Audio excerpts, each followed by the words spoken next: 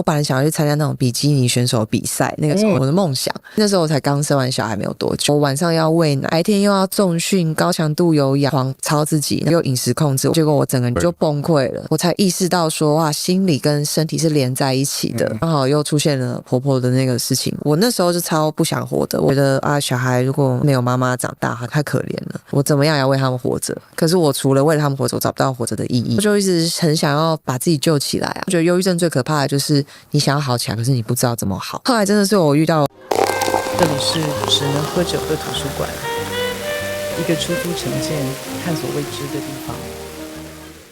不是，我覺得我跟我老公還有你們兩個真的很像，因為我跟你一模一樣，就是我會很容易出包，我自己一個人我會很焦慮，就是因为我太容易，比如說到機场然後沒有護照，對，就是我很常這樣子。我懂，那你會不會常出去沒有帶錢包？超常啊！我自己一個人出門我都會很焦慮，但我現在已經，畢竟我快40歲，我現在已經學會照顧自己。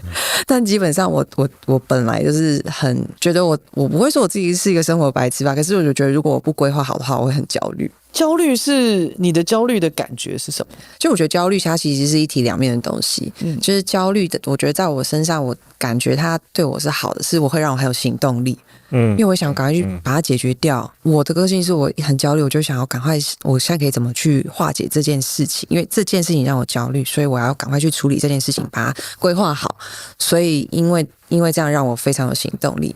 可是另外一方面，就是我給我自己很大的壓力。然后我覺得我最近幾年比較認真的去看待焦慮這個，我以前會很抗拒自己焦慮，覺得我是一個很容易焦慮的人，是不好的，自己貼自己標籤。可是我最近幾年已經接受，就是其實焦慮它就是一個很中立的情緒，它並不是不好的。就像憤怒，它其實也是中立的，只是可能從小到大都不能夠被接受這些相對比較給人負面的感覺的。所以從小時候哭的時候，人家就說有什麼好哭的，你不要哭啊。我說有什麼好生氣的，你怎麼可以當一個愛生氣的，你不要那麼情緒化。那可是身為一個高敏的人，這些情緒就是我與生俱來的，我就是天生比別人多情緒會冒出來。可是當那些情緒不能被接受的時候，只有好情緒能被接受的時候，我覺得對我來說是一個很大的困惑，然後長大漸漸去想辦法去與這些情緒共處，然後去接納自己這些面向。那你覺得人為什麼會焦慮呢？我覺得焦慮的原因每個人都可能是不太一樣，但我覺得底層應該是一種不安全感吧。就是一種事情脫離了你的掌控的感覺，我自己是這樣子，因为我覺得情緒都是我們的內在的訊息，它一定是要給你一些訊息。像我老公就是沒有什麼情緒的人，我就是覺得我已經要爆掉了，就是我整個人就是然後我就看到我跟他的差別之大，我就會很想要了解我自己這個到底是哪裡冒出來的，可能是我原生家庭啊，小時候有什麼創傷啊，或是有什麼信念啊，這些潛意識啊，這樣就是一路這樣去挖這些東西。我是沒有情緒的，就是我就覺得跟我老公超像的，所以就在你眼裡，我都覺得我們是一個很奇怪的生物，就也不是很奇怪，就跟我很不一樣嘛，就沒有辦法理解這個。我應該是說，我如果一旦我有感覺到我有情緒，我好開心。哦，真的嗎？不能放過他。我要好好利用。說，哦呦，我終於有情緒了。你會怎麼利用？就比如生氣的時候要特別生氣啊，或是難過的時候，對，或是難過的時候要想辦法，就是抓緊他，讓他超難過的啊，這樣就好好把它放大一下，認真感覺這是什麼感覺？可是我也有很多情緒啊。有，你每天都。可是我也沒有想放過他，我會盡量也是放大他。但是難得有這種東西來了，趕快慶祝啊！對啊，是這樣。我的心情是像思維說，他說他失戀，有個朋友他說他失戀啊，然後他就會盡量讓他哭啊，痛苦啊什麼的，很苦的情歌啊，对，這樣子。為什麼呢？人生難得失戀，不可以放過他痛苦。你不要以為你還可以失戀很多次，就這麼幾次。超美西的，覺得你們兩個這樣子，就是我覺得很重要是身邊要有一個能夠陪伴跟接納的，因為我覺得很多人可能，像我覺得我從小到大，我父母他們不會去接納我有這麼多情緒，然後但是現在我自己當媽媽了，我兒子跟我一模一樣，就是有超多情緒那種，然後我都會一開始會下意識用我媽媽父母對我的方式对他，但是我突然發現的時候，又想要趕快打住，對，就會覺得不能這樣對他，因為我自己從小就是這樣，可對我來說就是一個很困難的課題耶，因為他就莫名其妙在生氣的時候，我真的是我不知道怎麼幫他然後他把脾氣發我身上的時候，我也會很生氣啊。而且我覺得很多時候，其實以前爸媽怎麼對你，你很有可能就會，就算你不喜歡，對，不想，你還是會，對啊，没有潛意識就不小心就會複製那個人，對，除非你的理智是非常的清楚的，對，就是要超級覺察的，不然其實非常容易做這件事情。我有一陣子就有感覺，我自己有這種傾向。什麼傾向？就是會一直碎念嘛，或者什麼的。你有在檢討嗎？我有，我超級檢討的，因為我超討厭我媽念我，但是我自己後來發現我常常念這個。你當初為什麼選擇結婚？因為懷孕。但是我那時候跟我男友，就是現在老公在一起才2年而已。因為那時候很年輕嘛。我29、30，快30歲，還很年輕，30歲，然後他25歲。哦，對，其實那時候我們已經出社會，但是沒有想到說，就是那個時候沒有計劃啦。我還記得我那時候就是發現那個月經怎麼還沒來啊，然後我平常都很準時的人，所以我就是買了驗孕棒在廁所驗，然後驗之前我就一直跟他講說，我說天啊，不會真的懷孕吧？然後怎麼辦？然後我其實很害怕，因為我一直心想說，哇，25歲的男生怎麼可能這個時候會想要負責任？所以我那時候就是拿驗孕棒就自己跑到廁所去，然後他外面一直敲門，然後就問我到底怎麼樣，這樣子他很緊張，然後我就看了2條線的時候，我想要幹剉賽了，這樣我不知道怎麼辦，然後後來我也不敢看他的表情。然後他就一直敲門，然後後來我就把門打開，他就衝進來，我連頭都不敢抬哦，我就坐在馬桶上，然後他一直說怎樣，我就說你自己看，然後他說這什麼意思，然後他就看說這什麼意思？這什麼意思？他問你什麼意思？他看不懂，然後他拿說明書，而且那時候沒有 COVID-19，沒有2條線，不然他應該問你說你是確診嗎？確診。然後看完說明說有沒有小孩的，然後我那時候才鼓起勇氣抬頭起來看他的臉，然後就是他是很開心的，居然是很開心的，我就有點嚇到。後來每次想要離婚或者撐不下去，我都會想起他那個時候的臉。他就很開心的說：“我很開心，你很開心嗎？我們要有一個家了。” Oh shit！ 真的25歲哦，這個很難得哎。對啊，因為正常的男人那為什麼 shit 不應該有正常的不應該有這樣的反應啊？對啊，不是啊，我覺得你的反應真的很爛哎。一般 Oh shit， 一般應該都是 Oh shit 之類的。接下來就說真的嗎？因為確定嗎？我的朋友就是懷孕，然後他們男友就是也賺很多錢，可是就是你說那個反應，對，就是很多這樣，所以我那時候其實也很緊張。我跟你說，我們也是因為有小孩結婚。哦，他就沒有你先生的反應，沒有，我沒有，他就是心裡面一個哦shit，他這樣是正常的，我覺得。大部分男生其實很多時候是沒有，應該說永遠都沒有準備好要負責任的，就還沒有長大嘛。你先生小你5歲啊，在心智上，你覺得你比較幼稚還是他比較幼稚？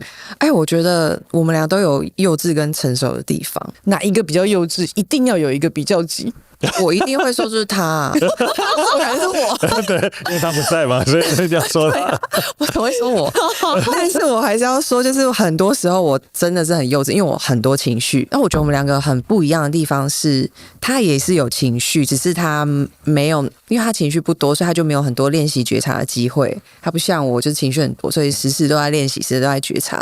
所以當我發現我情緒來了，我自己會先有一個喊卡的一個點。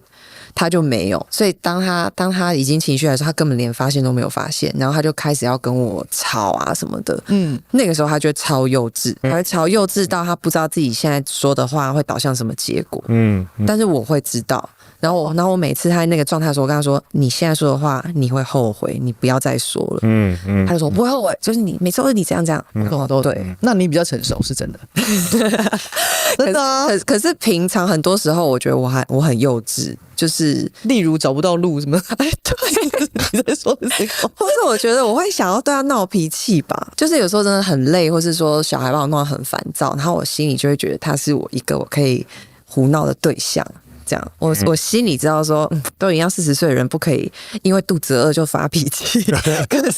可是他在那，我就是會想這麼做，要撒嬌一下。我不會撒嬌他一直說為什麼別的女生可以撒嬌都不行，你可以嗎？我會啊，你會我不會，我就沒有辦法。我就說啊，我就覺得林軒就是他的內心應該硬硬的，硬漢啊，並不如你的外表甜美。我外表是甜美嗎？對啊，算是。我覺得你說的對，我應該真的是很硬的那一種，我很硬的那一種。就是要我軟下來的話，我反而會更硬的那一種。西部牛仔那種。西部牛仔，我住德州之類的，對，德州戴一個那個 cowboy hat，就是不會輕易妥協的人啊。我覺得我會判斷就是說我會判斷這個妥協之後能不能達到共同的目標，那是另外一回事。但我的意思是說，只在情感上面的這种。對，我覺得我不是，就應該說我天生的個性。因為在面對這些就是工作上或者什麼什麼，這一定是会有判斷的。但是我說除卻這個東西以外，就我的內在小孩的原始設定，所以我覺得長大之後會很容易讓自己踩剎車。我記得我國小2年級嘛，我是我們班的班長。然後呢，就是你是你們班班長，这有很特別嗎？沒有啊，我以前都覺得，你知道那種班上的班長啊，看起來就是一個特別機車的。對啊，可是我那個時候是因為我很有正義感，就是正義感。對，我記得很清楚，就是他就是哭着就是走到教室，又跟我說，就是隔壁班人打他。Okay. 然後他哭着跟我講，然後我就正義感就衝上來了，我就帶着他，然後去隔壁班長說叫你們班長出來，他們班長出來，然後班長就護着他的同學，就跟那個班長打架。然後就被老師這樣子，有沒有？對，你知道我突然想到這件事情。對，正義感，為什么会有正義感呢？人为什么没有正義感這件事情？對啊，我有時候在想這個事情，是因為以前常被欺負嗎，或什麼？我沒有被欺負過，我只是很不能容忍不公不義的事情。這個是天生。對，就是我也不知，我覺得應該是天生，因為我小時候就是這樣子。然後可是我是牡羊座的，就很衝。牡羊座，對，很衝。那我懂，我小女兒就牡羊座。很凶哦。对，我很凶。那你小時候跟你媽媽撒嬌嗎？沒有，我其實就是一直在想說，是因為我從小都沒有辦法跟我父母撒嬌，因為他們都很忙。然後我們家有3個小孩，就是我弟弟跟我姐姐。然後所以我媽一個人，因為我爸工作很忙，所以我媽一個人帶3個。因為我自己現在有3個小孩，所以我就知道那種累啊、焦慮啊，那種沒有自己的 me time 啊，所以長期壓下來，他真的沒有什麼對我們什麼溫柔，是真的想找媽媽抱抱撒嬌，根本我完全沒有這個印象。但是我心裡知道我媽很愛我，但是就是沒有那個習慣。就我跟我老公有討論過，因為我老公很希望人跟他撒嬌，然後我就說我真的做不到，我覺得我就超不舒服的那一種。真的哦？對，我沒有辦法做到。可是很特別的是，我女兒超愛撒嬌，然後我會覺察到，就是我發現我女兒對我撒嬌的時候，我都不自在。你女兒跟你撒嬌，對，不自在。然後我還很討厭我自己。為什麼我沒有辦法很 enjoy 跟他撒嬌？因為我老公很 enjoy 跟他撒嬌。對。然後我也覺得我很想要跟電視電影裡面演的媽媽一樣，就是女兒撒嬌是多幸福的事情。可是我真的沒有辦法 enjoy， 我會覺得好怪。哪裡怪？哪裡怪？不知道，我說不出來，所以我才開始去。所以我老公問我說：“你小時候是沒有撒嬌過？”對，就是這一個。還是因為我老公小我5歲啊。因為我在想，我有沒有對我前男友撒過嬌啊？這個不要比較，這個不需要。我有撒嬌，雖然是我在探索這件事情。雖然你還是在講自己的故事，但是這個我覺得沒有比較。沒有，我不是在比較，我在想說我是天生不會撒嬌，還是因為小我5歲，所以我撒嬌不起來？你是不是很不好意思表達你的情感？我是覺得還好但是我覺得好像我現在突然感覺有一個東西，就是我覺得我是一個很愛哭的人，但是我小時候好像我只要一哭，我爸媽就會很不耐煩，然後所以我就會覺得我不能露出我軟弱的那個樣子。OK， 可能是這個感覺。然後我也許是好像感覺有點對，就是撒嬌的時候，我覺得是讓我很軟弱的一種感覺，所以你就要硬起來。也不是硬起來，就不習慣啊，就是。所以就可能硬習慣了，所以軟不下去。這到底是什麼推導？聽起來怪怪的。我覺得這個很有趣，因為我覺得每個人都會有一個習慣的 pattern。有時候在年輕的時候，沒有到一個年紀，你是沒有辦法回頭看，說原來是這樣。有時候會很習慣就這樣子。過了很年輕的時候去應對這個社會，應對外界所有的人。我後來收斂很多，因為我成長過程中學生時期，我就很常會因為太有正義感，然後幫別人出頭，然後就傷害到自己，就發現人家根本只是想利用我去當他們的子彈啊或者什麼的。我覺得要有界限，一直是我一直在學的課題。所謂界限，就是當有人說這個可不可以請你幫忙，我會馬上二話不說，覺得我可以，我一定可以做這樣。就我一直以來都是這樣子我是從小到大都是這樣子，然後或是有人跟我說他很難過或是什麼的，我馬上我不會拒絕，我是連想拒絕都沒有的一個想法，我就會馬上去衝。我後來就是發現我這樣把我自己的太多能量跟信任都交出去，然後最後卻發現對方並不是同樣這樣對我的，就會蠻受傷的。會哦。對，這就是我們小學會領到那個獎狀，是熱心助人。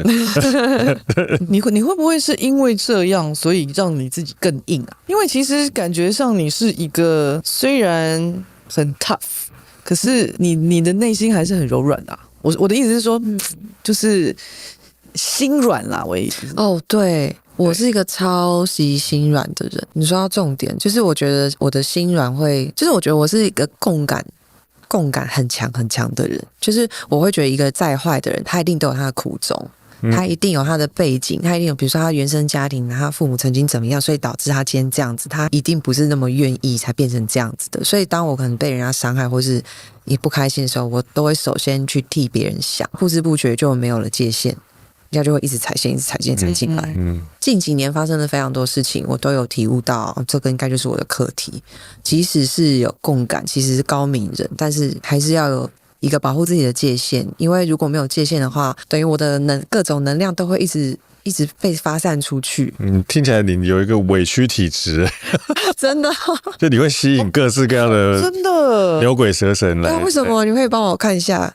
我等一下，我们沒有這重點。對，我們有什麼能力嗎？我們等一下，我們不是算命的。對，為什麼？我沒有，我就是很想要找到，因為我好怕我又再遇到。我覺得你沒有戒心，是真的沒有，是真的没有。所以你就是很容易信任別人的人。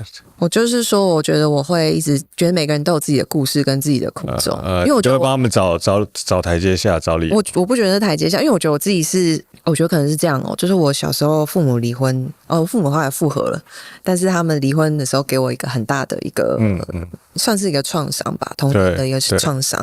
然後那個時候我真的是在家哭了整整1年，每天都在哭，然後哭到我都告訴我自己說：“林軒，你不要那麼軟弱，你不要再哭了，哭可以解決任何問題嘛。”就是哭到自己就很煩那樣子。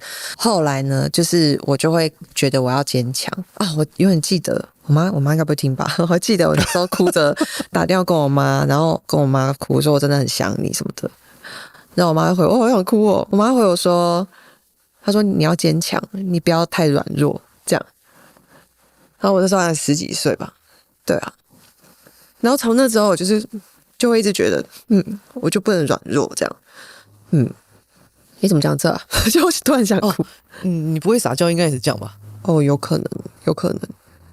對啊，就不敢，就是覺得不能軟弱不能解決問題啊。後來我就交了一個男朋友，然後我就是會對他撒嬌，但是我會撒嬌的對象，就是那時候我父母剛離婚，然後我就交了那男朋友，然後我就真的是把那個缺愛的那個都投射在他身上，他其實也很照顧我。後來他就劈腿了。我就知道一定有，對，一定會有一個特征，对啊，有反轉啊，對啊，就是因為就是物極必反，對，就很依賴，然後就劈腿後，然後我就發現哇，真的得堅強起來，就是不能那麼依賴人啊。那你現在這個先生這樣子他就很衰，他都沒有享受到你。對，應該是這樣，應該是這樣。我覺得他需要承擔比較多一點。後來的人都要承擔比較多責任，那也是他的命了。他的命啊！我遇到他也是我的命哎，因為他媽媽讓他變成那樣，所以我也是在努力的導正他得到他互相，就是互相的那種貴人啊、課題啊。對啊，那回去撒個嬌嘛。是，我之後也不知道。我覺得沒有辦法撒嬌，沒有辦法撒嬌這件事情很辛苦哎。其實對我來說，我覺得蠻辛苦的。是哦，所以我覺得人都有一種，我也想要當小孩子，我也想要什麼都不管，我也想要很任性的時候，總會有會到一個，比如說在這個人生進入這個社會，然後很多壓力，各種不管那是什麼，他可能是扮演某一種角色，扮演某一種是要允許自己軟弱的。對，偶爾一定总會有這種，就是我就是想要耍廢，我就是想要擺爛，我就是想要任性，我就是想要撒嬌，我就是想要。對啊，我會對我老公任性啊，我只是不會。就是對他那種很奶那樣子，他想要那樣，但可能我撒嬌的方式就是鬧脾氣啊，就變成小女生啊。我懂了，撒嬌就10歲了，是不是？对，還是有啦，還是有，硬要算，硬要拿出来，不好意思，不好意思。可是我覺得啊，其實。撒嬌我真的覺得不是必要的啦，但是只是我覺得是這樣，它其實會很自然的。你知道人的一生當中啊，你一定會有很多事情是等着你去處理的，非常非常的多。因為我曾經說過了，我就說人一輩子不會是只有愛情而已，你一定有很多事得去處理。譬如說你現在就遇到公司的事情，然後這麼多的這個 big trouble 你需要去面對的，有很多時候當你在面對這麼多理性該去處理的事情的時候，總有一個感性的力量在背後支撐着你。有一些人可能相對幸運，他可以讓他的感性完全交付在另外一個人的身上，那個是一種我很放心的把我自己交給你。因為唯有這樣，你的生命才能夠達到一個平衡啊。那個是更大的一個方向的那種平衡。对，我覺得是這樣。對，不管你是用什麼樣的方式撒嬌或是什麼，那個其實都是可以讓你達到一個更好的一個平衡。因為你自己有理性跟感性，對，你在面對這個世間所有的事，也有理性跟感性的事。它也是有一個事情。還有力量，還有什麼什麼等等之類的，它可以區分非常非常非常的多。所以所謂的感性跟理性，它也不是只是單純的指某一個人、某一件事、某一個什麼，沒有，其實沒有，是一個整體，它是一個整體，一個架構，總是會有這兩個東西一直在平衡。我感覺林軒是一個很單純的人，對，一路走來感覺沒有很輕鬆，對，他人生其實蠻戲劇的。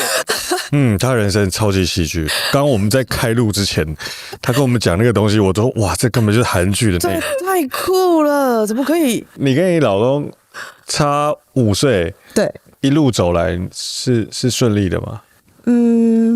我覺得不能算是順利嗎？就是順利的定義，就是在育兒的順利還是什麼？因為我覺得我們是一開始有了小孩以後，我們才開始學習怎麼當父母的啊，這是 of course。對，然後因為我們本來是都還有自己的人生規劃，因為要結婚啊，然後才開始，而且第一胎跟第二胎都是意外懷上的，然後第3胎是計劃內的，覺得中間遇到非常多的挫折，因為挫折是什麼？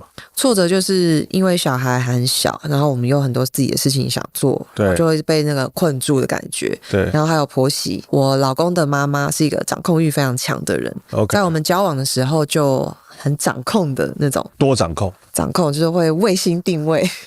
定位誰？定位我老公。然後呢？因為他的人在台灣，可是他會衛星定位他有沒有來找我，因為他不願意他兒子跟我交往。這個戀情是不被祝福的。对，是不被祝福的，因為我可能我不夠有錢吧。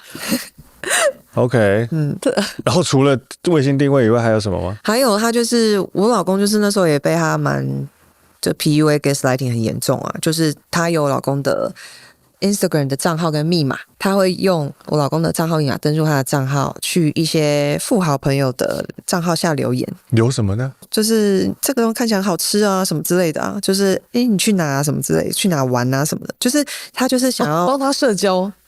对，就是幫他社交，用心良苦。对，用心良苦。他希望打入那個圈子。OK， 我一直覺得啊，她婆婆很有才華，可以去開一個徵信社，或者是去 FBI 應徵什麼之類的。她一定超強，她一定很厲害。她有非常多的賬號，非常多的，而且她不是說我成為網紅之後，她才開始有很多假賬號的。她是在我跟她交往的時候，那時候12年前呢。對 ，social media 根本還沒有像現在那麼的，他就很多假賬號。為什麼我會這樣說呢？哇，他當時就知道利用網軍，對，他自己組一个網軍，本人就是網軍。我都還記得有一個賬號，他的第一個假，我所知的，也許不是他的第一個，但我所知的第一個假賬號，我還記得他叫 Karma， 對，他叫 Karma， 對，就 KARM， 然後後面一個數字，然後那個賬號的那個頭像是一朵玫瑰花。為什麼會知道？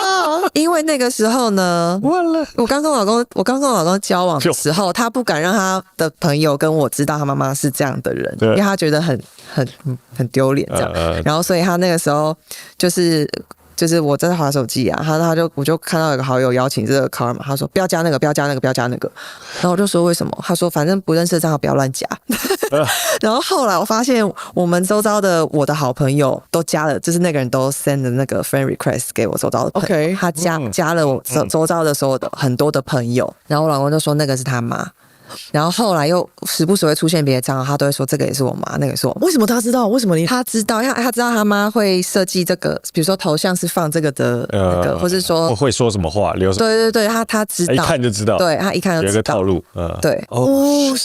好可怕。對啊，然後最可怕的是他肉搜我，就是他那時候衛星定位到他來，我老公就是來我家找我，他就說不允許他跟我交往，然後他就是定位到我之後。然後，因為他覺得他在台灣他管不到他兒子，所以他就找到我的聯絡方式。那時候我就是在我們學校的那個討論板上面要徵室友，然後就是說，這是我現在這個室友，然後放了我的電話，真的請聯繫我。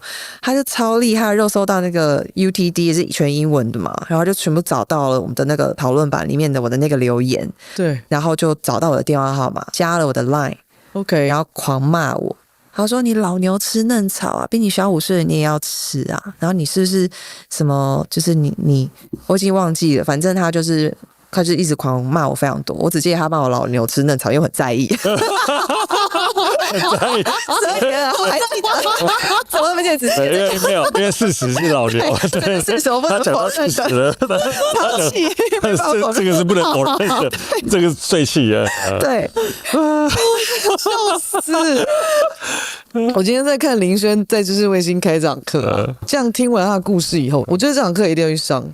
真的嗎？真的？為什麼？因為你的人生，你的人生非常的精彩。對，你知道也被 PUA 啊，然後你知道我還遇到那種 FBI 婆婆，哇塞，你知道不憂鬱症很困難呢。哦，真的哦，我那時候還覺得，而且我一告訴我不能那麼軟弱，你知道，就是我覺得前面有聊到這個，真的有打開了我一些東西，因為我其實沒有想過說我不允許我自己軟弱，我覺得有，我覺得他一定超懂如何安撫自己的情緒，我後來真正的憂鬱是他跑去找我父母。他跑去找我父母去，又是來了編一個故事，然後說我怎麼對他什麼的，然後我父母就相信他了，然後我父母跑來罵我，然後我那時候就是超憂鬱，因為覺得連我最愛的父母都不相信我，然後我也很懷疑自己，我就是一個很不好的女兒，很不好的媳婦，很不好的媽媽，我還能做什麼？我有什麼價值感？然後我就整個低潮到一個爆，然後就覺得我那時候是超不想活的。我唯一活就是覺得我只是要讓小孩有個媽而已，不然我不需要活着。我不懂他講的那些東西不是事實，你為什麼要質疑自己啊？我不知道啊，我就是因為不知道我才困住，而且我那時候嚴重到就是他在家裡罵我。然後他罵我，就是我也忘了他罵我什麼，我只記得老牛吃嫩草又來，這個過了，這個過了。他好像罵我說什麼？我那個我表示我真的走出來，因為我那個時候就是我連走到路上，然後自己一個人去便利商店，我的耳邊都是他罵我的那些聲音，就是我擺脫不掉，會那噔噔噔噔噔，對，一直跳，然後我心裡就超多想要嗆回去的，可是我當下卻沒有嗆回去。他好那時候還罵我說什麼？你為什麼都說你要帶你媽出國啊？你就不帶我？然後我那時候就是愣在那裡，就他不管罵我什麼都愣在那裡。可是我事後就是，比如說便利商店買東西，然後冒出他講這句話，我心裡說，我為什麼當下不回他說，你又沒有生我養我，你為什麼要對我這個要求？所以我後來就有發現到說，我的那個一直困住的是因為我當下沒有勇敢，我當下沒有勇敢的回他我該回的話，我就是退了，我縮了，然後我覺得我超超恨我自己當下沒有回擊的。後來我是怎麼走出那個他的那個聲音？我那時候都已經事隔2個月了，我已經人回到美國了，那個聲音都還在，我都洗個碗做家事，那個聲音都還在。我後來做的方式是，我拿出一個筆記本，我把他罵我的所有的話寫下來 ，OK， 然後我又再把我要回罵他的話寫下来。那我刚剛很想問你一個問題，你覺得你是一個很害怕不被信任的人嗎？是。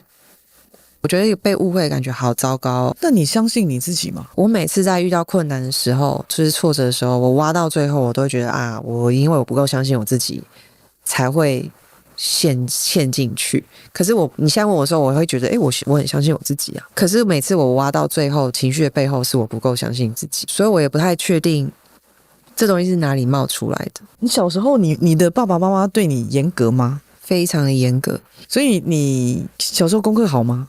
蠻好的。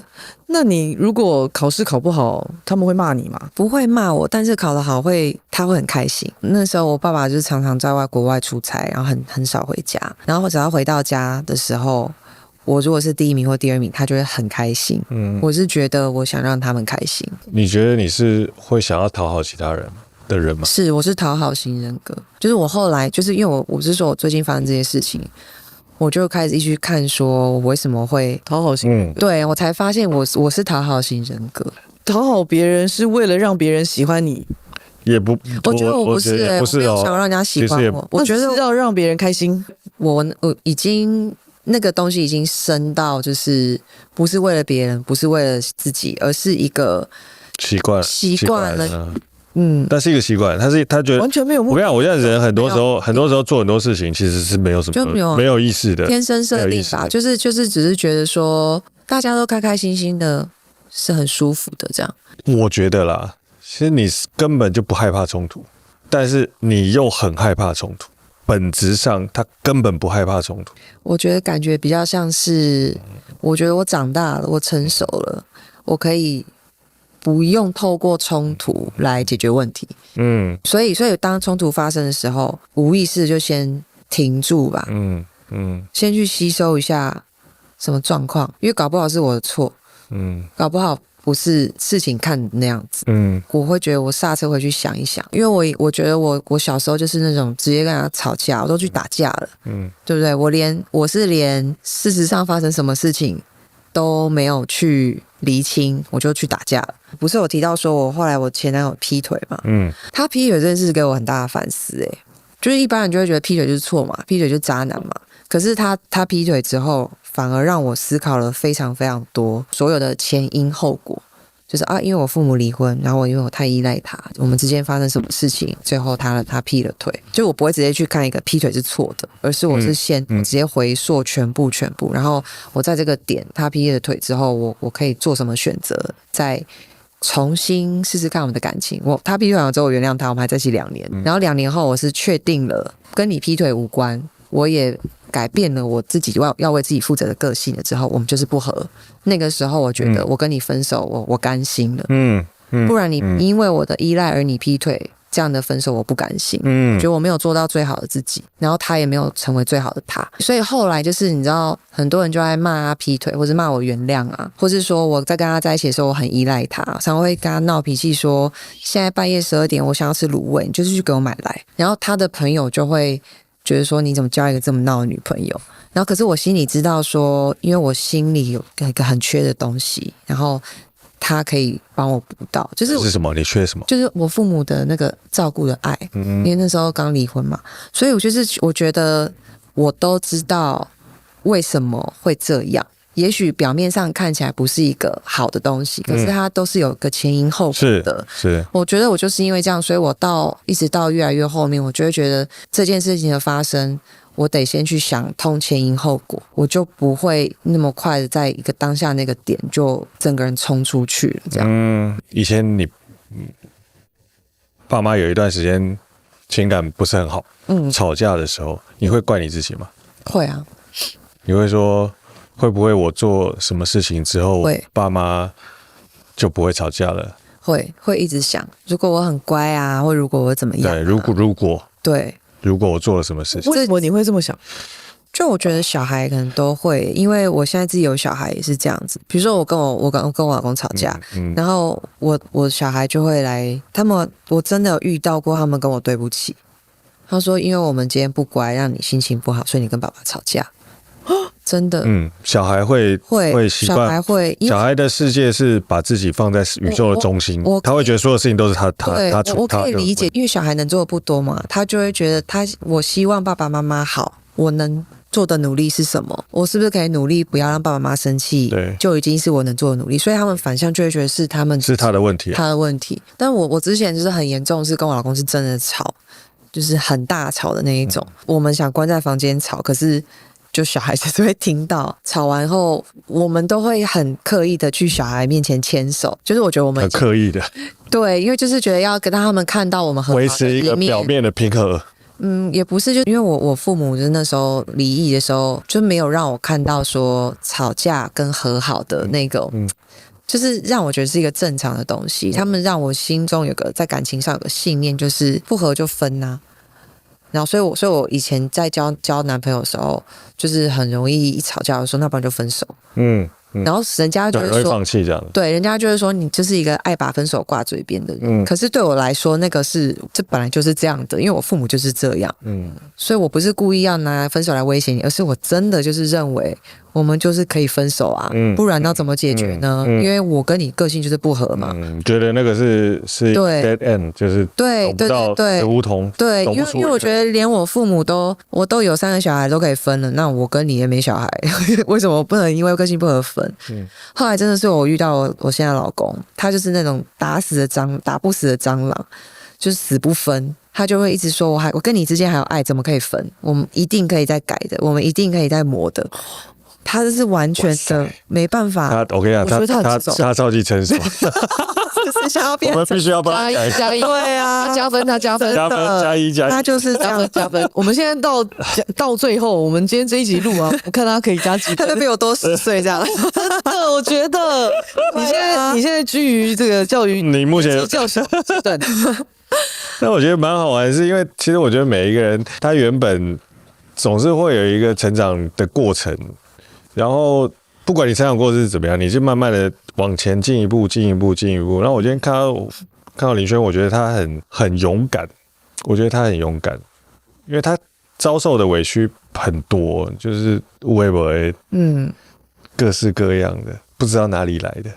莫名其妙的，对啊，超級多。然後他明明就是一個很衝的人，然後又想要維持很多事情的平和，在這個過程當中，這個地方他一定會有很多的衝突，很多的掙扎，很多的過不去的地方。所以我覺得這樣反而變成一個情況，就是我前面都是忍，推，讓，然後替對方想這樣，最後忍不住的那一刻我爆了，然後對方完全不能理解我怎麼變這樣子。為什麼爆？對，他說你很情緒化，明明昨天看起來還好。對，你很情緒化，你什麼？可是其實我已經忍了2年了，然後講都講不通，最後我做了一個就直接火山爆發。對，我直接做一個狠心的決定，然後直接爆出來後，然後人家還覺得不能理解我。他那時候我就也不 care 了。其實我真的沒有喝酒的時候跟人家聊那麼深就我其實現在把你們當 AI， 你知道，就是可以。我們現在连長像青少年嗎？等一下，就是我會問我自己很多問題，我很喜歡問我自己問題。他的腦子就是想很多的人，對，就是睡覺這件事情很困難，所以他才會有。你知道他才会很照顧他自己的身体。对，太多的困難了，我的生活太多困難了，我有好多困難要解決。然後他每次躺下來要睡覺之前，他就是很難，你知道嗎？因為那個這個很多想法，所以要冥想。對啊，所以睡前如果有睡眠困難的時候，活着就是很困難，太多的困難。他只会冥想啊，把他自己的腦袋稍微清空一點點啊，這種類似這樣，他就會很多。反正他就是一個想很多的人，多慮多疑，沒有多疑，然後少了一個多疑，所以就很多委屈。然後重感情，然後他就會有一個這種，而且他重感情，然後他沒有辦法表達感情。對啊，這個很妙這是超妙的，就是我很少看到重感情，然後沒有辦法表達感情的人。表達感情是，就譬如說沒辦法撒嬌啊，沒有辦法直接講出來說現在老娘就是不爽啊，沒有辦法講出來說我現在就是很脆弱，沒有辦法講出來說我現在就是需要休息，我需要我個人的空間。哦，我現在會了，现在会了，我真的是就是开始冥想之後才会，經過這麼多年的歷練，對，所以我就說去上他的課是對的，你知道嗎？因為他是這些東西的 pro， 就是反面的 pro， 他是 pro， 沒有，他是真實經歷過所有人性的掙扎的人。哦，對，但是我覺得他很單純啊。对啊，他今天開出來的那些課程啊，什麼，為什麼會有這些課程呢？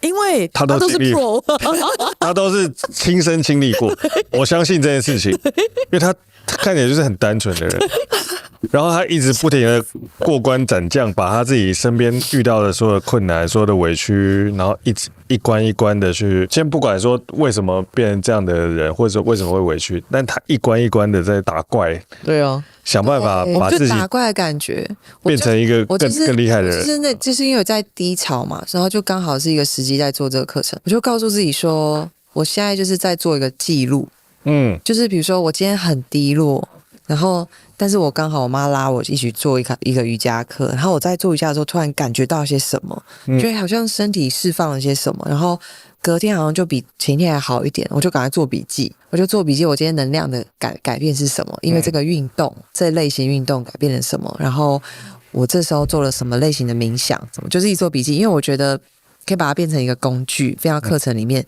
也許我幾年後在遇到低潮的時候，這個東西也可以幫助到我自己。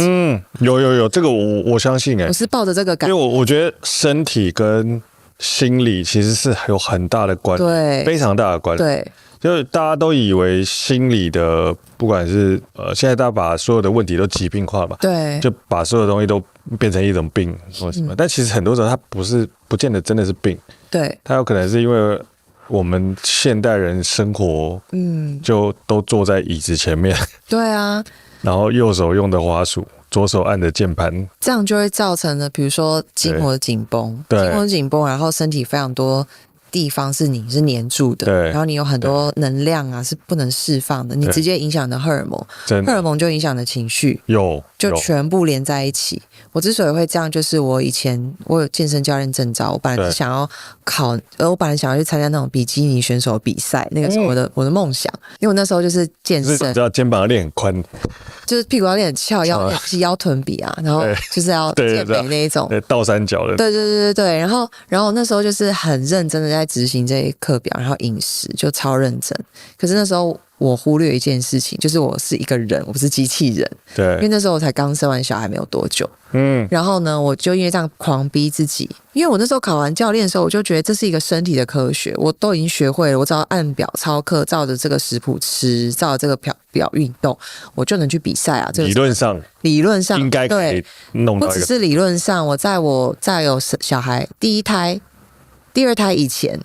這個理論 apply 在我身上都是 work 的，可是到第二胎之後我就不 work 了，我才意識到說哇，心理跟身體是連在一起的。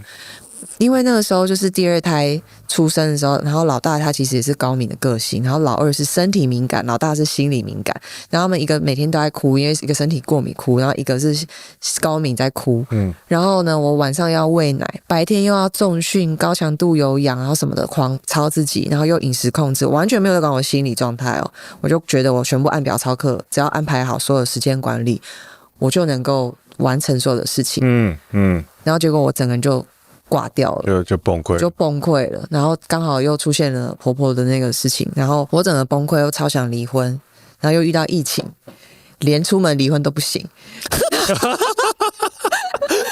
超可憐。你要感謝疫情，對啊，救回老公，对，我就被逼在那個空間裡面覺醒了。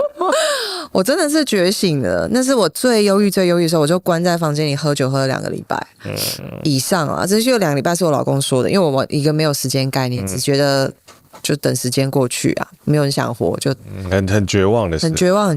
然後後來就那個時候才在那個看那個紀錄片，看到腦科學冥想的東西，我還覺得既然我都沒辦法出門看心理醫生都不行了，誰會疫情期間去看醫生是看心理醫生？對啊，就不敢啊。所以那時候看到這個好像是可以救我自己的那個，因為我覺得我那時候就是不會讓自己去死，可是是沒有想活，不想死是因為不希望小孩沒有媽媽，因為覺得啊小孩如果是沒有媽媽長大，他太痛太可憐了。然後所以我那時候是覺得我怎麼樣要為他們活着，可是我除了為了他們活着，我找不到活着的意義，這樣，所以我那時候就一直很想要把自己救起来啊。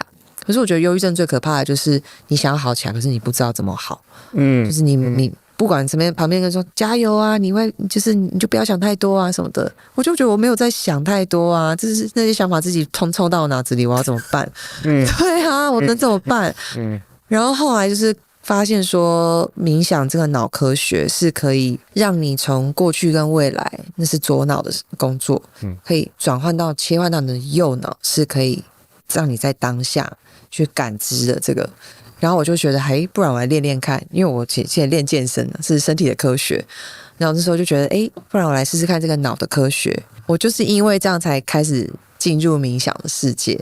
可能跟很多人可能不太一樣，那冥想可能是什麼靈性啊什麼的那種。我那時候是為了想要解救憂鬱的自己，然後被困在那個疫情，因為那時候在美國疫情非常嚴重，可能沒辦法出門，在很實際的城市，对啊，都 lock down 了，对啊，從那個時候才開始就是超級熱衷於去研究這個腦科學，然後嘗試很多不同的冥想，我還考了冥想引導老師的證照，後來我就開了 podcast， 然後錄一些冥想引導，真的也幫助了很多人，然後也讓大家理解到說冥想並不是，因為我就是從科學的角度去讓大家知道說，科學已經證實了冥想是可以讓你提高專注力，可以幫助你抗老化，然後還可以幫助你就是感受到當下的一些幸福啊，或是你感到焦慮這些時候，因為那其實真的是科學，就是你的海馬回啊、前額葉啊、這些杏仁核啊，它都是可以幫助你有效的去降溫，然後讓幫助你拿回你的掌控權，你不會被那些情緒帶走。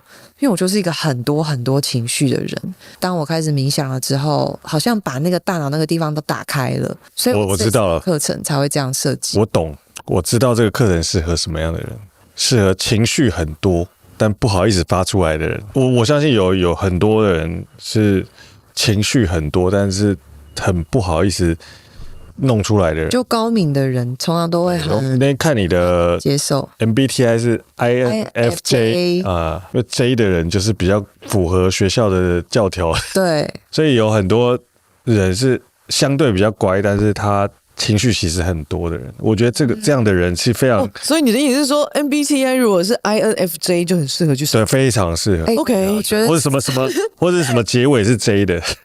我覺得我要把雪莉老師弄過來。我懂。那我們可以先去上完雪莉老師的課。对，因為我跟雪莉老師聊過，他有跟我說，就是我的天賦就是我很多的共感，所以我才能夠分享這麼多，对，然後才能夠成為那個幫助大家做的。對，你首先必須要感受到那些掙扎跟委屈，你才有辦法跟大家分享。真的是我常常分享很多我自己內心世界寫的文章嘛。我記得有1-2篇我寫我是 INFJ， 然後就下面都超多人說我也是。我想說 INFJ 不是很稀有嗎？不是2%還是幾？怎麼全部都在我這裡？所以就好像吸引了很多跟我同類型的。這樣的人特別容易糾結嘛。所以我覺得這件事情就很不能理解，對不对？对，他是不是 J？ 对，他是 P， P， 他是 INFP， 然後他就是 INFP， 他是难怪你耍廢不會有罪惡感。對，他是很奔放的人。但我覺得最適合當老師的人，就是他曾經糾結過，然後想辦法從糾結裡面走出來的這個東西。我覺得那個是真實的。難怪你沒辦法當老師。我真的是因為你太奔放了，我太奔放，因為當藝術家就好了，你不要當老師。剛才就一直在想說，因為他的生命歷程，我發生的事件可能不同，但是差不多了異曲同。我也是一路很多東西，可是我們的結尾收的不太一樣。就我們的呈現出來的東西不太一樣。我就在想說，為什麼會這樣？因為我知道為什麼。為什麼？為什麼？因為他比較乖。哦，你比較乖。是我很乖，從小到大，我們家我弟、我姐、我爸媽設定就是我就是最乖的那個。是我。但我覺得你內心很想要狂野，很狂啊，很想狂，很想要狂。其實你不是一個想要乖的人，你一點都沒有想要乖，但是你某個程度上，你覺得你乖會對大家比較好，好像是能夠符合一個大家要的樣子，好像比較 OK 吧。對大家來說比較 OK，對大家。然後你又很愛大家，對，有我有想起一件事情，就我爸媽剛離婚的時候，我媽就離開嘛，然後我爸工作忙啊，然後那時候我就是不知道為什麼，我就覺得媽媽不在，我想要讓這個家還是正常的運作，像有媽媽在的樣子，我不想要，因為那時候我姐姐不講話，我弟也不講話，我爸不講話。整個家就完全不一樣了，我覺得我沒辦法 handle 這個感覺，所以我就想要做出些什麼去不要這個感覺，改變這個，對，所以我就自己跑去洗衣服，然後自己跑去想做些什麼。那時候幾歲的時候？13歲，自己跑去洗衣服啊，就是說自己找家事做，就覺得想要做。媽媽還在的事，媽媽還在的時候，這些事情會被做。我可能透過這樣的模式去療傷吧，或是說去逃避也有可能。然後我還記得印象很深刻，就是那時候我弟感冒了，然後呢，好像我奶奶帶他去看醫生，然後拿藥回家，然後呢，我就想到說，如果媽媽還在的話，她早上起來一定會拿着藥跟我弟說，這個你中午要吃哦，帶去學校吃，這樣在他要出門之前，我就會說，你今天你要記得幾點要吃什麼的，我就覺得我要像媽媽那樣子。就我弟回我一句說，講那麼多幹嘛？你又不是媽媽啊，然後我就。超受傷然後我才意識到說，就是我在幹嘛，就我本來沒有意識到我自己希望我自己在扮演一個媽媽的角色，希望填補這個空缺。當他這樣講的時候，我回到房間就狂哭，我一直哭，還裝病不去上學，沒辦法上學，然後我才面對說，哇，媽媽就真的不在。你覺得對？還是會哭的，還是會想哭覺得那時候自己好怎麼，就是硬要那麼堅強啊？喝酒。對啊，其實後來我父母就和好了嘛，就我們現在就是全家都住一起啊。我常常都會覺得，哇，好珍貴哦，就是全家人可以坐在那邊吃飯，然後開心的聊天，好珍貴哦。以前沒有那樣覺得，但是從他們離婚，然後到走過那些痛苦，那痛苦大概走了8年有從12歲到20歲左右吧。我覺得這個算是我人生的一個就是起點哦，就是說人生設定，然後自我成長，然後這種整個起點都是一直在療癒的那個小時候。當我真的想跟我老公離婚的時候，我瞬間理解我父母了。怎麼說？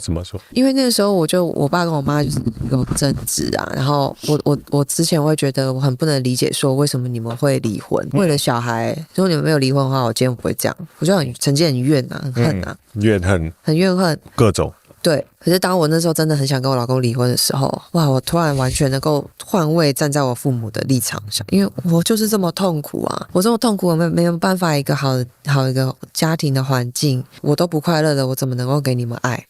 我那個時候就是這個感覺，我那時候甚至都覺得我活着只是為了當你們的媽而已，我沒有任何活着的意義了。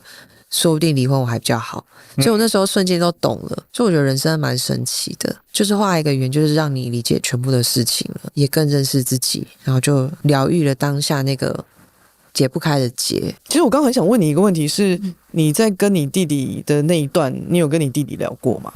沒有。那你有想過說當下他的心情會是什麼嗎？我就是因為想過的時候，我就選擇不跟他聊了。為什麼？就是他也在傷痛中。然後他的立場是覺得媽媽就是不在了，你幹嘛還要演得像他在一樣？就我完全可以理解他的感受，就是因為我常常就是自己感到對方講了一些話傷害到我了，可是我回去想想，我又能理解他為什麼會對我說這句話，然後我就覺得沒關係。我覺得人就是不能，當你沒辦法理解對方的時候，就會糾結在那裡。然後我是說我啦，就是我會糾結在那裡，然後反而去覺得是不是我的問題造成這樣的情況。然後可是如果說我理解了他為什麼會那樣做，然後理解了所有的原因，就以我婆婆來為例子好了，我那時候就超級不能接受，我就是對他就是只有恨而已，覺得怎麼世界上有這種人呢？怎麼有人對自己兒子這樣子呢？就是不能理解。然後後來我就是從另外一個角度去開始去想說啊，他的成長是什麼樣成長來的，他的背景是什麼，他的原生家庭是什麼？因為我那時候看了一本書，跟靈性有關的，有一句話打到我，他就說宇宙安排你就是在這個原生家庭，在這裡成長，在這裡長大，這些都是已經設定好的劇本。今天任何一個靈魂被放到那裡，也許都會變成那個樣子，只是你有沒有去醒過來做選擇。所以我就開始把我自己換位思考，就想說，如果我今天是生在我婆婆家，然後我的爸爸是我的公公，不是，就是他算是我誰？太公嘛，就是对，就是你婆婆的爸爸。我的爸爸，如果是他那樣子成長，對我這樣什麼的，也許我可能真的會有一個幾率會變成他的那個樣子。也許對，因為每個人會變成這樣子都不是偶然的。對，我們的會相遇也都不是偶然的。就是覺得這是一個宇宙的智慧吧，才會把所有東西串在一起，然後串在一起，讓我們可以去學習跟成長。可是如果你不從這個角度去看的話，你就是停在那裡啊。有一本書叫做《靈魂出生前計劃》，它是一個理論，就是有一個靈媒，但它不是本來就靈媒，它是後來就是發生過人生很大的遭遇，然後覺醒了之後，他就突然有一個能力，然後呢，他就是因為他本來是一個很重視科學的人，所以他就開始拿他的這個能力去訪談非常多不同的人，对，然後他訪谈不同的人，就突然发现到这所有人都有一個共通點，就是他在跟他們催眠跟聊他們前世今生或什麼的，以前的前世記憶的時候，都聊到一個說他們在來到這一世跟上一世之間有去一個地方，類似去一個會議室。會議室，對，然後呢有非常多的靈魂角色。然後那個角色，你們會在這個會議室說，好，這一次我會當你的媽媽，這次我會當你的男友，這次我會當你的貴人，這次我會當你的小人。對。然後你們自己擬定出了一個計劃，然後你們才開始進入到一個新人生裡面。那個功課是你自己選的。對。這個這是一個理論。這個是一個自學團體。對，因為我那時候看這本書的時候，我覺得非常有趣，因為作者的背景跟我想的不太一樣，他不是那種他是好像不知道幾十。不是說從小就是那樣體質，他是後來才發生。對，然後他是經過很多不同的訪談，他甚至還訪談一些強暴犯跟被強暴的人。為什麼你們的靈魂會選擇這樣的劇本？他很好奇，他非常好奇。對，然後還訪談非常多，比如說有那種人生是剛結婚沒多久，另外一半就變成殘障啊，或是什麼要照顧他一輩子，就是這麼那麼辛苦，很糾結，很糾結，那麼痛苦的劇本，為什麼你的靈魂要選擇這個安排這樣子？他想要知道人世間的考驗可以測試你到一個什麼樣的極限程度。對，其實那就是我們自己選擇的。對，所以我覺得看完那本書之後，我就有點覺得，既然我現在過的這些遭遇，這些都是我自己選的，那我就接受它。當然，那本書我也不確定是不是真實的吧，但是至少我覺得他有幫助我度過，就是我用玩遊戲的角度去看待我婆婆这麼這樣對我。那我覺得那一本書有寫到那個嗎？就是那如果我中間想要換角色，可不可以？不行，不行，不行！看一開始說你為什麼在想那些微博？想作弊，想要作弊，想要。我的重點是按那個先講好金手指還是什麼之類，就是這樣前面可以看我玩筆記這樣，筆記什麼之類的。東北長雄你沒塞，你已經長雄過，你才下來的。沒塞，你接受你目前人生遇到的挑戰嗎？非常接受我覺得我很接受。我覺得就是你刚才問我一個問題，就是說好像是說我是怎麼去處理這些情緒的事情的。然後我現在處理情緒的方式是，我第一件事情就是我會覺察，因為已經很多年了，我會先看到它。看到它之後，我會做的一件事情就是我會爭取一個空間。我會說爭取是因為有3個小孩啊，需要爭取，因為我可能要跟我父母或是跟我朋友，就是不是朋友，就是我老公說，我現在必須要有空間，有時間跟空間，給我30分鐘1個小時。那我就在房間裡面，我就會先，這時候還不是冥想但冥想沒有辦法會爆掉，我就會坐在那邊，然後打枕頭。沒有，我會坐在那邊，連枕頭都不打，然後去感受所有情緒席捲我全身。就你知道，其實你會打枕頭，也是你其實是想逃避那個情緒嘛。因為那個，比如說你很生氣的時候，那個太痛苦了，就是整個人就是熱熱的，然後手麻麻的，頭癢癢的，然後整個狂腎上腺素都上來了。对，你的腎上腺素它在你的身上發揮作用的時候，其實就是会你会很不舒服，然後人在這個不舒服的時候，你大腦就會開始出現很多，比如想要罵那個人啊，或者想要衝動皺枕頭，或者直接去打架，或是拿個娃娃來拿針戳他。反而很多人會因為在這個時候做出不是很理性跟不是很明智的不是很智慧的決定，所以呢，我現在就是不管是焦慮、悲傷、憤怒啊那些，我知道我自己不願意接受的情緒的時候，我首先會爭取一個時間空間去接受它。所謂接受，就是在那裡去認真的感受它。因為它就是我們如果不去感受它，被压住，它就用其他的形式被釋放出来。所以这個事情很難很難哦，不容易耶，因為很痛苦啊，不容易，這個是不容易，很痛苦啊。所以我那時候只要是情緒出現的時候，就你前面有說你朋友就是什麼失戀的時候聽歌，對不對？我也會，就是我難過的時候，我就會去讓放大，去把它放大，因為你要讓它出來。其實你會發現，情緒一流動的時候，5到10分鐘，它其實就走了。可是如果你壓在那裡不讓它走，它可能會持續跟着你一輩子，对，甚至一輩子都可能。你看你婆婆就知道了，跟着她一輩子。有些人真的就是這樣，所以就是你說的恐懼嘛，因為他一直都在那個情緒裡累積，害怕，沒辦法面對自己的情緒啊。對，所以我現在其實覺得，為什麼會設計這個課程，就是因為我覺得我已經很認真的、勇敢的讓自己去讓所有情緒流動，所以我知道，當你這個情緒這個情境出來的時候，不管你是焦慮，或是你是悲傷啊、憤怒啊。或是你有時候只是一個不安感，因為你擔心自己做不夠好、不夠有信心的時候，我分了7個章節哦，那種早上起來適合做的運動跟冥想，還有那種情緒低落的時候適合做的，還有什麼你想要提高專注力，全部都放在這課程裡，因為我剛好就是在這段設計課程的期間經歷了各種啊。所以聽起來他是有系統的在整理的，他是實際上他人生 INFJ 用在這個上，對，他人生遇到的所有的困難，他把它整理成一個課程。這個事情是超實用的。2年前我有個機會是去採訪那個 Miranda Kerr，就是那個超模。然後我在採訪他的時候，他還講了一句話讓我很有感覺。他就說，當我們有能力愛自己的時候，你那個愛的能力夠強的時候，你才能夠去愛你身邊的人，否則你在愛你身邊的人，你都只是一個消耗而已。然後所以他就是說，他每天早上一定會什麼5點起床啊，然後先好好照顧自己，先做運動，然後幫自己做早餐，先護膚，做一些所有的照顧自己的儀式感，把愛自己這件事情都能量給滿了之後，他再開始照顧員工、照顧家人、照顧所有的事情。訪談他之後，有一個還蠻大的啟發，就是原來我是可以把自己放在第一位的。因為我以前會覺得說，把自己放在第一位是一個自私的行為。我完全沒有意識到我是這個想法，但是訪談他的時候，我發現到我這個想法，也因為訪談他之後，我才知道說，其實我為什麼不用另外角度來看？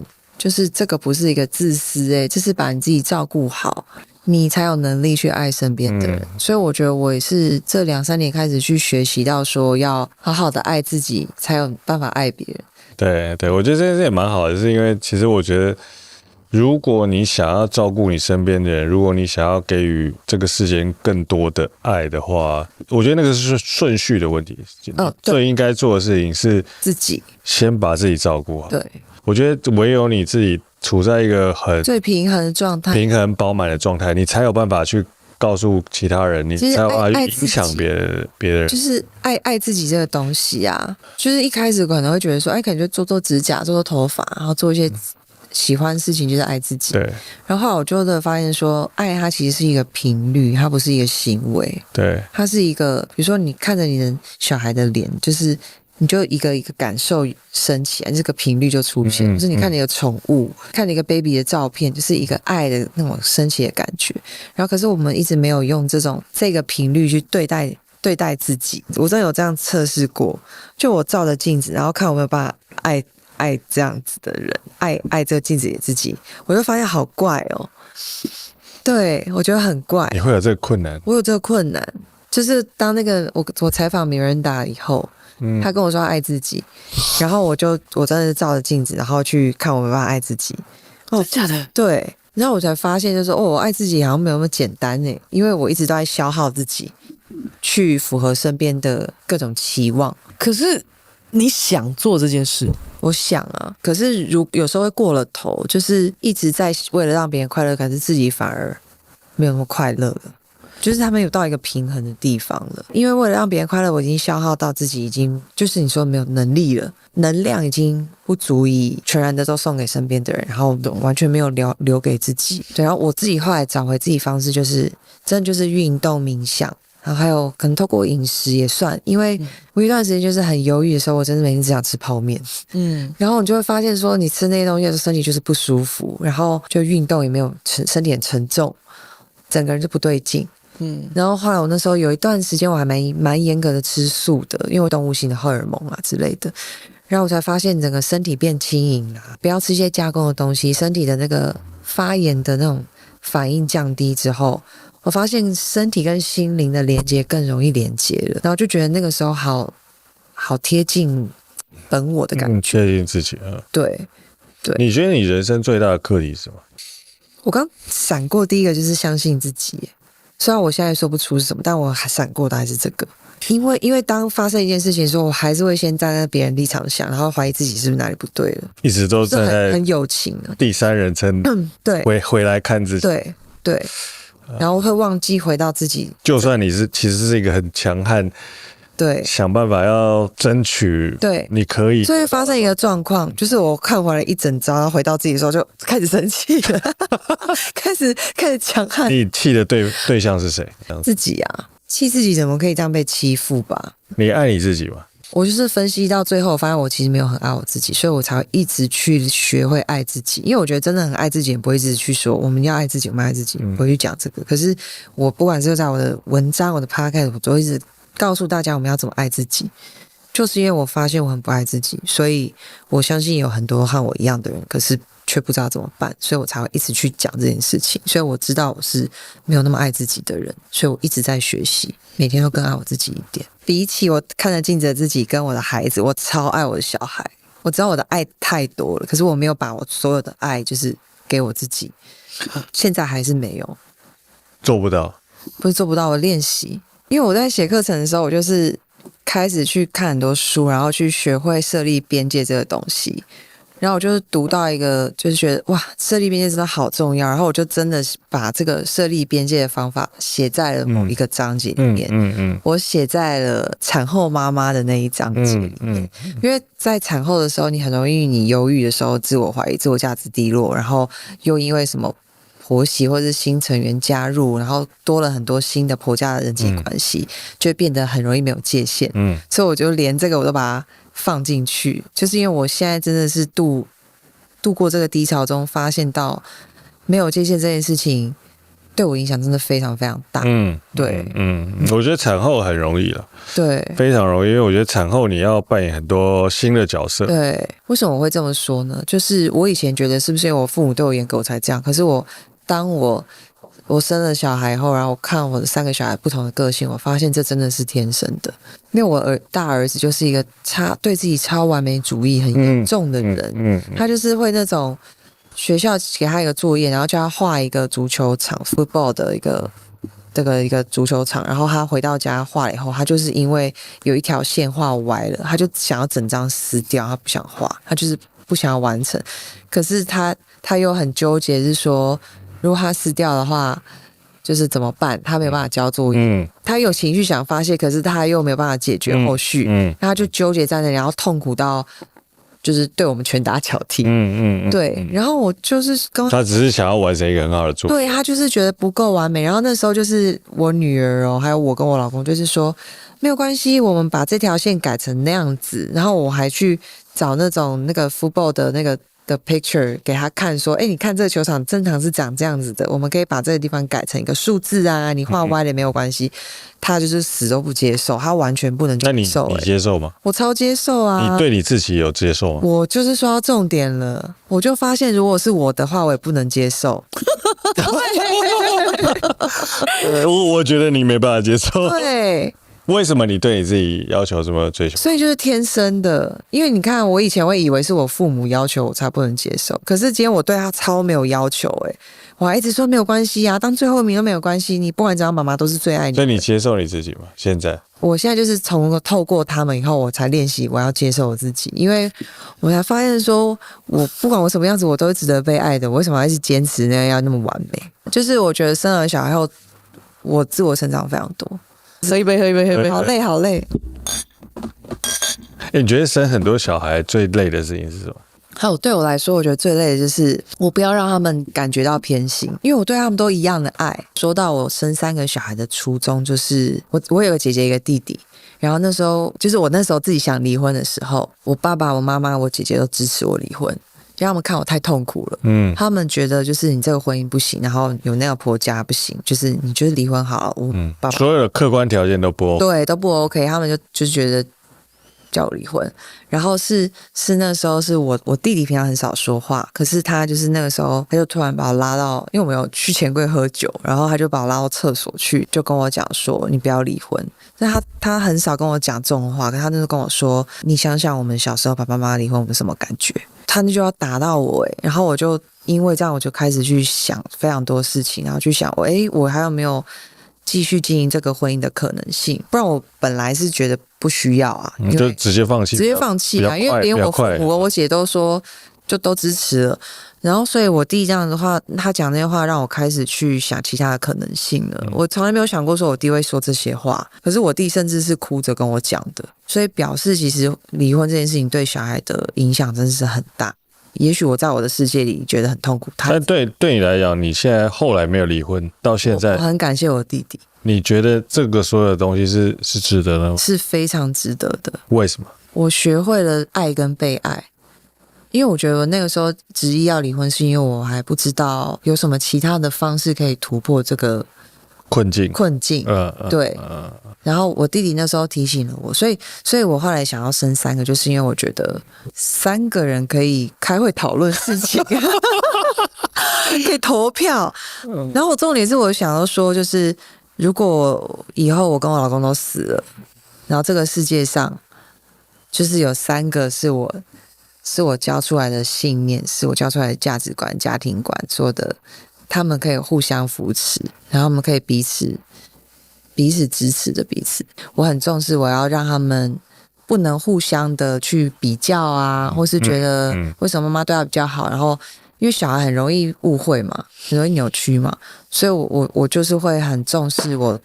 對他們，在他們心中，爸爸媽媽給他們愛是一模一樣的。這對我來說是比較，你覺得對你來講，你以前覺得你不知道愛是什麼，那對你來講，現在對你來說，我覺得愛就是一個與生俱來的一個能力，只是我們發生過太多的事情，然後把那個能力關起來了。但是它其實就是我一直說那個頻率，能量頻率表，它是一個最高的頻率。愛跟感恩、感謝的頻率是很包容，是很接近的頻率，可是愛就是最高的頻率。我自己覺得，就是我們很多時候會因為壓力很大啊，或是會因為困惑啊，或是因為恐懼啊什麼的，那個愛的頻率就沒有辦法，那個能力就是被屏障起來了，沒有辦法展現出來。不管是愛別人、愛自己，反正不管 whatever 對象是誰，就是一個愛。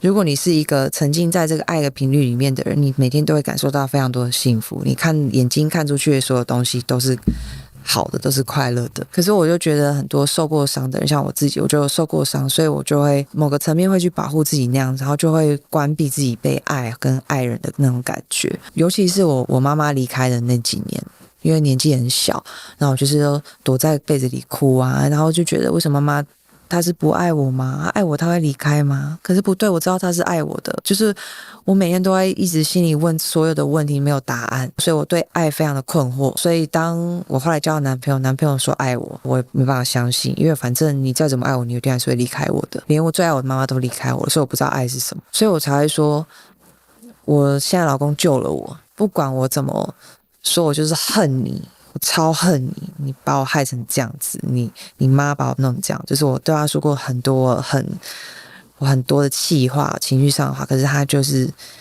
最終都會說我是愛你的。你也愛我，只是你現在還不知道。我是真的是非常的感謝他，因為他讓我知道說，哇，這個就是愛，愛，所以我才說愛是一個頻率。當你沒有那些情緒的時候，當你沒有那些客觀的那些課題或是什麼都沒有的時候，其實你跟他相處在一起很純粹的時候，那個你們相處在一起的感覺，那個頻率，那就是一個最單純的愛。